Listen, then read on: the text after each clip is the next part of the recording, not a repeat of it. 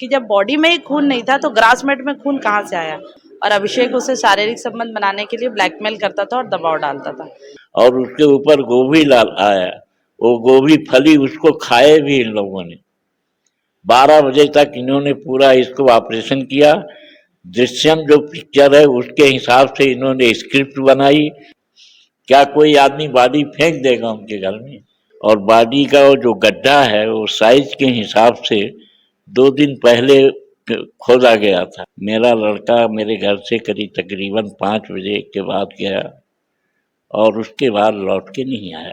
स्पर्श multi speciality hospital बेहतरीन cardiology की सुविधा एक्सपर्ट डॉक्टर के साथ ही दे रहा है एम्बुलेंस के लिए टोल फ्री नंबर की सुविधा 08003091616। स्पर्श मल्टी स्पेशलिटी हॉस्पिटल, एक एहसास अपनेपन का।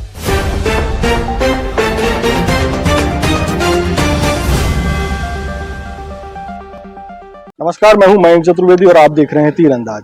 आज हम आपसे उस वारदात के बारे में चर्चा करने जा रहे हैं जिसने एक समय पूरे देश को हिला दिया था। ये वारदात जो थी वो थी अभिषेक मिश्रा हत्याकांड। इसकी बहुत सारी ऐसी चीजें हैं जो आपको आज भी सोचने पर मजबूर करती हैं। इसमें हत्या के तरीके, पुलिस से बचने के लिए हत्यारों द्वारा किए गए प्रयास और 9 साल बाद भी उस पिता की कहानी जो आज भी अपने बेटे के हत्यारों को खोज रहा है। सत्र न्यायालय से शुरू हुई न्याय की जंग अब जो है हाई कोर्ट तक पहुंची, लेकिन वहां भी पिता को उसके हत्यारों का पता नहीं चला और अब जो है पिता जो है एक बुजुर्ग पिता सुप्रीम कोर्ट जाने की तैयारी में है। ये पूरा हत्याकांड था, इस पर हम सिलसिलेवार आपको बताएंगे और इस हत्याकांड के पीछे जो बीभत्स तरीका अपनाया गया था या जो थ्योरी सामने आई थी उनके बारे में भी हम आपसे चर्चा करेंगे। सबसे पहले बात करते हैं अभिषेक मिश्रा हैं कौन।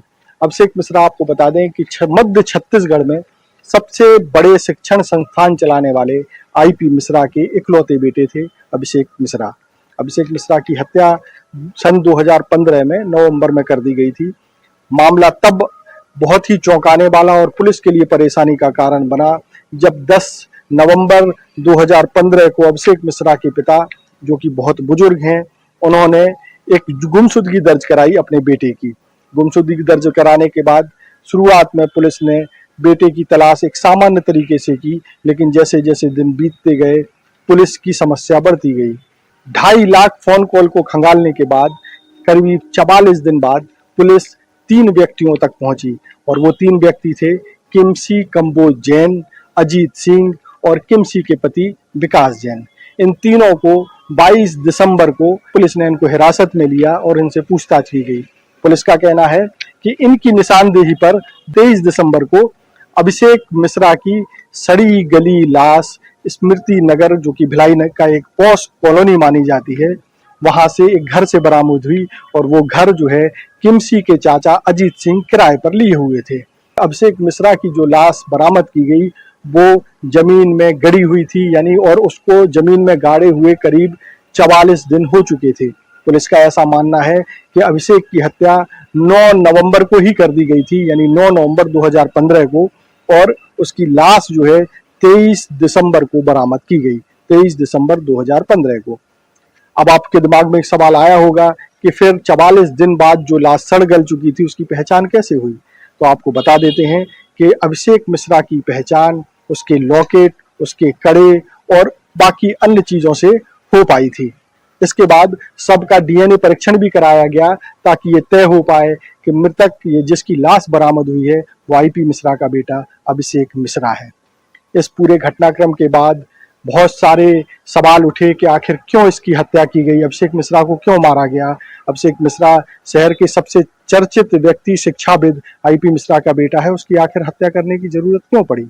पुलिस की क्राइम स्टोरी के अनुसार अभिषेक मिश्रा और किमसी में दोस्ताना संबंध थे। तब जब किमसी अभिषेक मिश्रा के कॉलेज शंकराचार्य इंजीनियरिंग कॉलेज में काम करती थी, इस दौरान दोनों की दोस्ती हुई और ये दोस्ती जो है आगे चल करके हत्या की वजह बनी। आरोप पुलिस ने ये लगाया कि अभिषेक मिश्रा जो है किमसी की शादी होने के बाद भी उसके संपर्क में था और यही एक विवाद की वजह थी।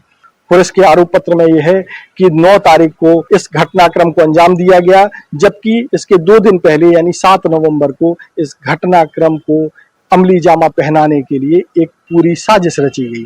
9 तारीख को जब अभिषेक मिश्रा को उसके घर पे बुलाया गया, किमसी के घर पर, और किमसी का घर जो है उस समय चौहान टाउनशिप में था, यानी हत्या चौहान टाउनशिप में हुई और उसके शव को स्मृति नगर में दफनाया गया। और इसके लिए करीब 6 बोरियां नमक की भी मंगाई गई थी उस समय, और उस सब के साथ उन बोरियों को भी, नमक को भी डाला गया ताकि लाश जल्दी से जल्दी नष्ट हो जाए।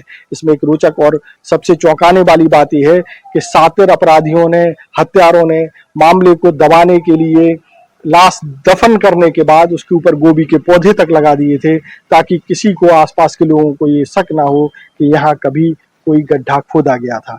लेकिन पुलिस की पूछताछ में दोनों ने अपना अपराध कबूला और उन्हीं की निशानदेही पर अभिषेक मिश्रा की लाश को बरामद किया गया।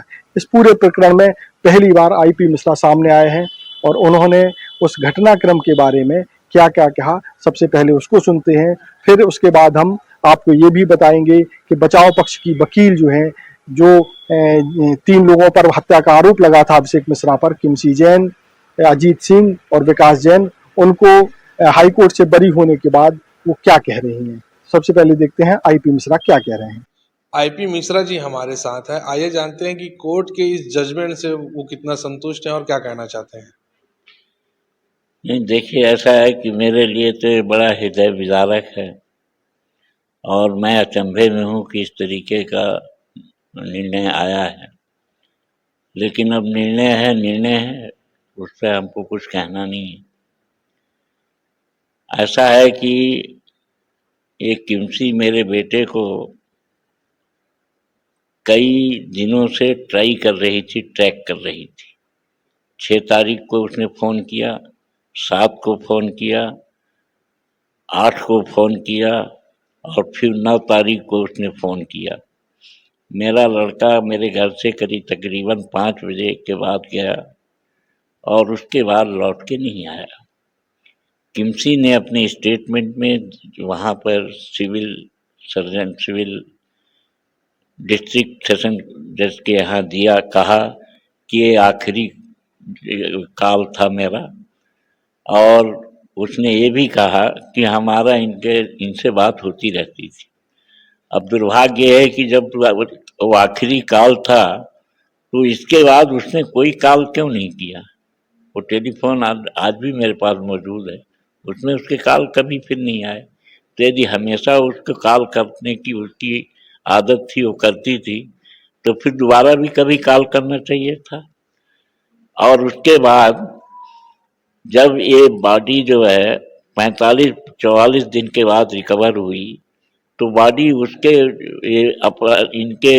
ये जो लोग हैं, इनके घर से बॉडी रिकवर की गई। और बॉडी का वो जो गड्ढा है वो साइज के हिसाब से 2 दिन पहले खोदा गया था। और जो पड़ोसिन थी मिसेज अग्रवाल, सुनीता अग्रवाल, उसको बताया गया था कि ये हम लोग जो हैं यहाँ इसमें बिजली के तार के लिए वो गड्ढा खोद रहे हैं, इसमें नमक डालना है। 6 बोरी नमक उन्होंने जहाँ से लाया वहाँ से पूरा रिकॉर्ड आया। बॉडी को उसमें उन लोगों ने वहाँ दफना दिया। दफनाने के बाद 44 दिन के बाद उनके निशानदेही पे पुलिस ने वहाँ से रिकवर किया बॉडी, और इसको सब लोगों ने देखा। पहले निशानदेही उसने नहीं किया, अजीत सिंह ने पहला निशानदेही विजय ने किया, विकास ने किया, और दूसरी निशानदेही उसने किया। तो उनके निशानदेही पर बॉडी वहाँ से रिकवर की गई।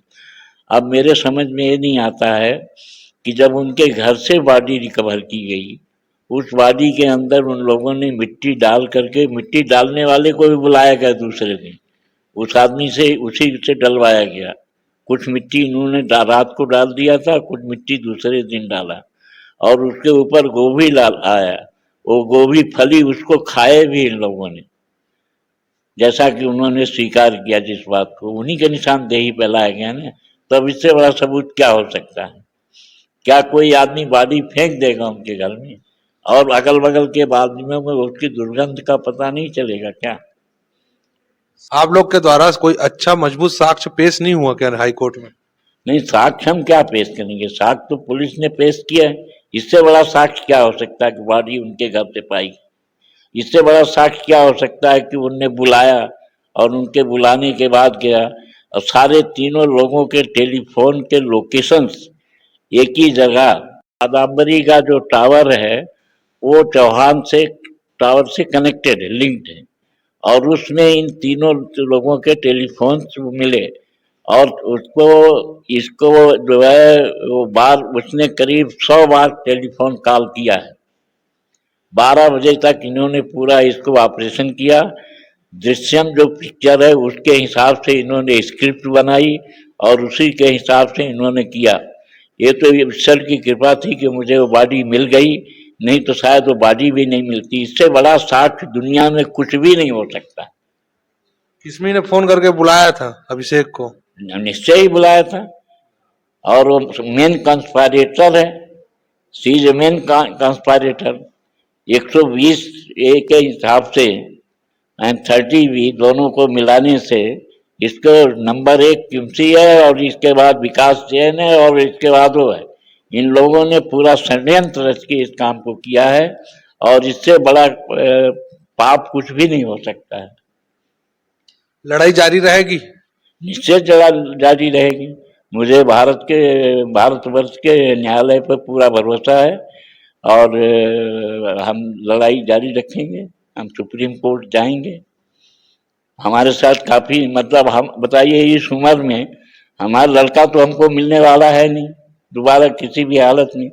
कम से कम ये न्याय मिल जाती तो, और यदि ये न्याय नहीं मिला, हमको तो न्याय नहीं मिला और हमारे जीवन में न्याय मिल जाए ऐसा मैं पूरी कोशिश करूंगा। कम से कम ऊपर वाला भगवान तो हमको न्याय देगा, निश्चित न्याय देगा, मेरे को पक्का भरोसा है। ये लोग तो अब छूट गए हैं, ये तो तमाम वो करेंगे। ये कोई समाज के अंदर कोई अच्छी बात तो करेंगे नहीं। इससे तो निश्चय ही इसको अपराध को और आगे बढ़ाएंगे क्योंकि इनको अपराध से ही वो हुआ ना। बहुचर्चित अभिषेक मिश्रा हत्याकांड में जो आरोपी पक्ष की जो दलील रखने के लिए जो वकील थी मैडम उमा भारती जी हमारे साथ हैं। आइए जानते हैं कि इस लड़ाई को वो कहां तक लड़ी और क्या क्या दिक्कतें आई। जी, यह केस जो है 2015 का केस था और 2016 से यहाँ सत्र न्यायालय दुर्ग में चल रहा था और हमारे जो डिस्ट्रिक्ट जज कोर्ट है, मुख्य सत्र न्यायाधीश, उन्हीं के कोर्ट में यह केस चलता रहा और लगातार 2021 तक यह केस चलता रहा, जिसमें बहुत सारी गवाहियाँ हुई और 150 से अधिक डॉक्यूमेंट एग्जिबिट किए गए हैं। और उसके बाद 2021 में माननीय सत्र न्यायालय से जजमेंट आया। उस जजमेंट के आधार पे किमसी जैन को यहाँ से संदेह का लाभ देकर बरी कर दिया गया और विकास जैन और अजीत सिंह, इन दोनों को ताउम्र की सज़ा, मरते दम तक की सज़ा स्पेसिफिकली यहाँ से दिया गया था। मैडम, इस मामले में पुलिस वालों ने अपने चालान में लिखा था कि किस्मी जैन के साथ अभिषेक मिश्रा का अफेयर था, शारीरिक शोषण का दबाव डालता था। विवेचक ने अपनी विवेचना में ये चीज़ें जरूर लाई थी। मेमोरेंडम में यही एक ग्राउंड दिया था कि किमसी अभिषेक के साथ पहले से काम करती थी शादी के पहले, और शादी के बाद उसने जॉब छोड़ दिया था और अभिषेक उसे शारीरिक संबंध बनाने के लिए ब्लैकमेल करता था और दबाव डालता था। लेकिन मज़ेदार बात यह है कि अभियोजन साक्ष्य में कहीं भी ये चीज़ सामने नहीं आया है। कहीं भी अभियोजन के खुद के गवाह ये नहीं कह रहे हैं कि किमसी के साथ अभिषेक मिश्रा का कोई संबंध था या अभिषेक मिश्रा ने किमसी के साथ कोई शारीरिक संबंध बनाने का दबाव डाला। ऐसा अभियोजन ने कहीं पेश नहीं किया। इसी केस को, इसी बात को मुख्य मुद्दा बनाते हुए माननीय हाईकोर्ट ने हमारे को एक्विटल किया है कि ये पूरा केस, इसमें आई विटनेस नहीं है।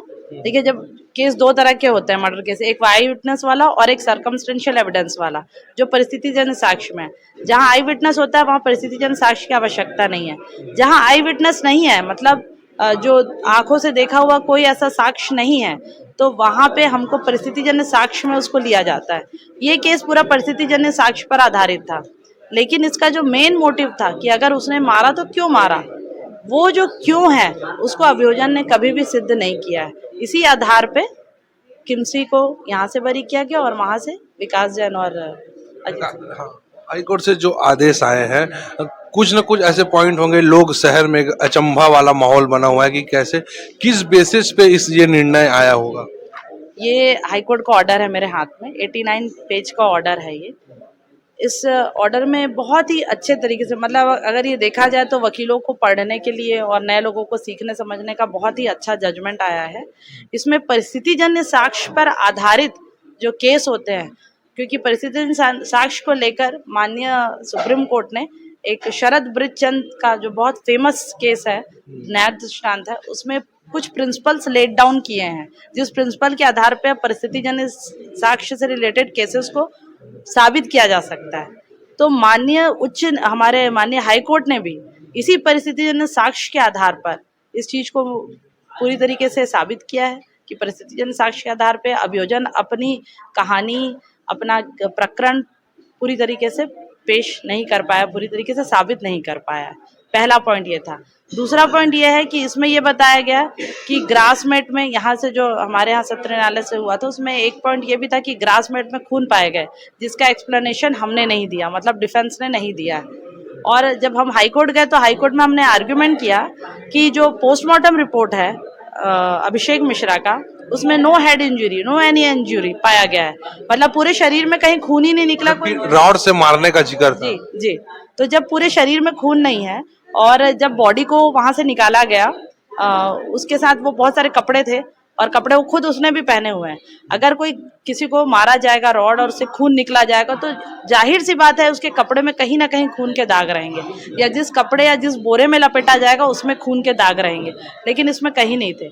जबकि अभियोजन ने, पुलिस ने ये बताया कि जिस गाड़ी में उसको ले जाया गया, उस गाड़ी के ग्रासमेट में, जो ग्रासमेट फ्लोर में होता है, उसमें खून के दाग पाए गए। तो संदेहास्पद तो ये है कि जब बॉडी में ही खून नहीं था तो ग्रासमेट में खून कहाँ से आया। तो ये पुलिस का बनाया गया साक्ष्य था, ये पूरा केस जो है फर्जी तरीके से बनाया गया था, इसलिए यह केस हाईकोर्ट में जाके स्टेबल नहीं हो पाया। यानी कि पुलिस जो कार्रवाई इस मामले में की, वो अच्छे से कार्रवाई नहीं की थी, वो अपना खाना पूर्ति करने के लिए आरोपी बना दी। जी देखिए, इसमें एक छोटा सा एग्जाम्पल दूंगी। अभिषेक मिश्रा की बॉडी 43 डेज के बाद मिली है और 47 डेज के बाद उसकी मोबाइल की रिकवरी हुई, बहते नाले से होती है, ये हमारे साक्ष्य में आया हुआ है। बहते नाले से एप्पल फोन निकलता है, आईफोन, और वो बिल्कुल फ्रेश, ना उसमें जंग लगा है, ना उसमें मिट्टी लगी है, ना उसमें कोई निशान है, और वो आपको 43 दिन बाद उसी बहते नाले से, मतलब अभियुक्त ने कहा कि यहाँ पाया गया है ऐसा करके मेमोरेंडम, और हाथ डाला और उसने निकाल दिया। तो क्या ये पॉसिबल है? ये पॉसिबल नहीं है। पुलिस भी कहीं ना कहीं कॉल डिटेल के आधार पे ही पहुंची थी आरोपियों तक। इस विषय को आप कैसे लेते हैं? जी, इस कॉल डिटेल के आधार पे मैंने रिलायंस कम्युनिकेशन का नोडल अधिकारी आया था, पंकज रमैया नाम था उनका, उसका मैंने जिरा किया था, इसमें प्रतिपरीक्षण किया था, और उसमें ये चीज़ साबित हो गई कि जिस डेट को कॉल लोकेशन के आधार पर इन्होंने उनको पकड़ा था, तो जिस डेट को अभिषेक मिश्रा का अभियोजन बता रही है कि उसका किमसी के साथ मिलना हुआ था, उस डेट को अभिषेक मिश्रा, किमसी जैन और विकास जैन, इन तीनों के मोबाइल लोकेशन कभी भी एक साथ एक जगह नहीं बताए गए हैं। ये उन्हीं के पेश किए गए CDR के आधार पे बता रही हूँ मैं, और हमने प्रतिपरीक्षण में यही लाया। ठीक है, सिर्फ एक लास्ट कॉल था जिसमें ये बोला गया कि लास्ट कॉल अभिषेक मिश्रा जो है उसने किमसी को किया है, लेकिन ये भी हमारे साक्ष्य में आया है कि लास्ट कॉल के बाद और 3-4 कॉल अभिषेक मिश्रा का किसी और के साथ बात भी हुई है, और किमसी ने इस बात को स्वीकार भी किया है कि हाँ, मेरी अभिषेक मिश्रा से बातचीत होती थी, क्योंकि वो उसके जो टूर्नामेंट था उसका स्पॉन्सरशिप के लिए वो कुछ लोगों को ढूंढ रही थी, स्पॉन्सरशिप के लिए जो ढूंढते हैं, पार्टीज ढूंढ रही थी, तो उस संबंध में उनसे बातचीत होती थी। उसके संबंध में हमने ईमेल जो उनके आपस में होते थे वो भी हमने माननीय न्यायालय में डिफेंस अपने डॉक्यूमेंट के रूप में पेश किया। बहुत चर्चित मामला था, आप एक प्रकार से जीती, सच्चाई की जीत हुई। जी जी, मुझे बहुत खुशी है कि मैं इस मामले में सफल हुई हूँ, और बहुत ही मेहनत की है, बहुत सारे लोगों की मेहनत का फल है ये, और मुझे बहुत खुशी है कि मैं केस एक पक्ष ऐसा भी है जो निर्णय आने से दुखी है, आहत महसूस कर रहा है। जी, सुप्रीम कोर्ट है उसके लिए, आप सुप्रीम कोर्ट तक जाइए, और जब भी निर्णय आता है तो उसमें हमेशा ऐसे ही होता है कि एक पक्ष दुखी होता है, एक पक्ष खुश होता है। पहले कुछ और निर्णय आया था, अब कुछ और निर्णय आया है। पहले के निर्णय से तो आपके जो लोग थे वो दुखी रहे होंगे, लेकिन हाई कोर्ट में इसको चुनौती दे के आपने जी जी, इसकी पूरी चुनौती से हम लोगों ने इसको जीता है। तो हम भी जो केस था उसी के आधार पे, तथ्यों के आधार पे, लॉ के आधार पे ही हमने केस लड़ा है और उसी आधार पे माननीय न्यायालय ने इसको आदेश किया है। खुश है तो फिर खुशी मना ले, छोटा बड़ा केक मंगा ले, संगम में मिलता है बढ़िया केक, संगम में मिलता है बढ़िया केक।